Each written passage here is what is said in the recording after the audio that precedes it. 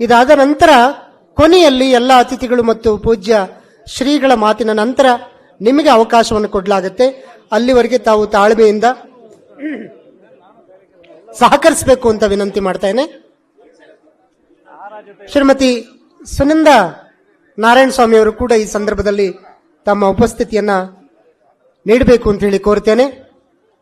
ಬಂಧುಗಳೇ, ಮೂಲತಃ ದೇವನಹಳ್ಳಿ, ಆದರೆ ಬದುಕಿನ ಅನ್ವೇಷಣೆಗೆ ನಿಂತಾಗ ಹೊಸಕೋಟೆ ತಳವೂರು ತರ ಇವರ ಕುಟುಂಬ, ಛಲವಾದಿ ನಾರಾಯಣ ಸ್ವಾಮಿ ಅವರ ಕುಟುಂಬ. ಹತ್ತಿರದ ಸರ್ಕಾರಿ ಶಾಲೆಗಳಲ್ಲಿ ವಿದ್ಯಾಭ್ಯಾಸದ ನಂತರ ವಿಪುರಂ ಕಾಲೇಜಿನಲ್ಲಿ ಕಾಲೇಜು ಶಿಕ್ಷಣ ಆಗುತ್ತೆ. ಶಾಲಾ ಕಾಲೇಜು ದಿನಗಳಲ್ಲಿ ನಾಯಕರಾಗಿ ರೂಪುಗೊಂಡಂತ ಛಲವಾದಿ ನಾರಾಯಣ ಸ್ವಾಮಿ ಅವರು ಸಾಮಾಜಿಕ ಸೇವಾ ಚಟುವಟಿಕೆಗಳಲ್ಲಿ ರೈತರ ಪರವಾಗಿ, ದಲಿತರ ಪರವಾಗಿ ಕಾರ್ಯವನ್ನ ನಿರ್ವಹಿಸಿಕೊಂಡು ಬಂದಂತವರು. ಆದರೆ ಛಲವಾದಿ ಮಹಾಸಭಾ ಸ್ಥಾಪನೆಯ ಮೂಲಕ ಸಾರ್ವಜನಿಕ ಜೀವನಕ್ಕೆ ಮತ್ತಷ್ಟು ವಿಸ್ತರಿಸಿಕೊಳ್ತಾರೆ. ಇಡೀ ರಾಜ್ಯಾದ್ಯಂತ ಛಲವಾದಿ ಸಮುದಾಯವನ್ನ ಒಗ್ಗಟ್ಟು ಮಾಡಬೇಕು, ಅವರಿಗೆ ಸಾಮಾಜಿಕ ರಾಜಕೀಯ ಅರಿವನ್ನು ನೀಡಬೇಕು ಅನ್ನುವಂಥ ನಿಟ್ಟಿನಲ್ಲಿ ಅಂಬೇಡ್ಕರ್ ಚಿಂತನೆಗಳ ಮೂಲಕ ಇಡೀ ರಾಜ್ಯವನ್ನು ಸುತ್ತಾಡ್ತಾರೆ. ಅದಾದ ನಂತರ ಭಾರತೀಯ ಜನತಾ ಪಕ್ಷ ಅವರನ್ನ ಕರೆದು ಪಕ್ಷದಲ್ಲಿ ವಕ್ತಾರರನ್ನಾಗಿ ನೇಮಕ ಮಾಡಿಕೊಳ್ಳುತ್ತೆ. ಅದಾದ ನಂತರ ಅವ್ರನ್ನ MLC ಮಾಡುತ್ತೆ. ಇದೀಗ ಕರ್ನಾಟಕ ವಿಧಾನಮಂಡಲದ ಮೇಲ್ಮನೆಯ ವಿಪಕ್ಷ ನಾಯಕರನ್ನಾಗಿ ಆಯ್ಕೆ ಮಾಡಿದೆ.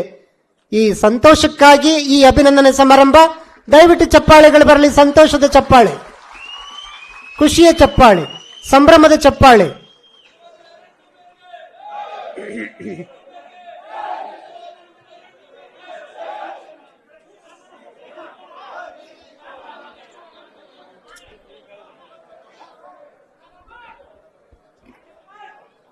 ಈ ಖುಷಿ, ಆನಂದ, ಸಂಭ್ರಮ, ಸಂತೋಷಕ್ಕೆ ಕಾರಣರಾದಂಥ BL ಸಂತೋಷ್ ಜಿ ಅವರು ಹಾಗೂ BY ವಿಜಯೇಂದ್ರ ಅವರು, ಹಾಗೆ ವೇದಿಕೆಯಲ್ಲಿರ್ತಕ್ಕಂಥ ಇತರ ಗಣ್ಯರು ಛಲವಾದಿ ನಾರಾಯಣ ಸ್ವಾಮಿ ಅವರನ್ನ ಅತ್ಯಂತ ಪ್ರೀತಿ ಮತ್ತು ಗೌರವದಿಂದ ಅಭಿನಂದಿಸಿ ಸತ್ಕರಿಸ್ತಾ ಇದ್ದಾರೆ.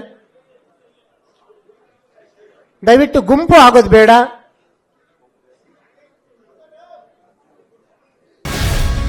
ಗ್ಯಾರಂಟಿ ನ್ಯೂಸ್, ಸುದ್ದಿ ಖಚಿತ, ನ್ಯಾಯ ನಿಶ್ಚಿತ.